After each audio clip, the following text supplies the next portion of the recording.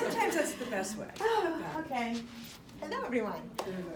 So congratulations, first of all, on completing our very first IET training. I know that some of you started with beginner ESL with Miss Wendy, and I've seen through her and just through looking at the classes and you moving up through levels, how hard you've worked. And really, some of you have put many years into gaining like the confidence in your language that you needed to succeed. Because I think you all had it, but learning and believing in yourself has been, I think, the key in completing our language programs and completing this amazing training and really your first college program. I really hope that you continue with your education because it's really the key to your future and your family's futures. And it's a great example, I think, that we set for our children when they see us bettering ourselves through education. And I'm sure you all agree with that. But congratulations to all of you.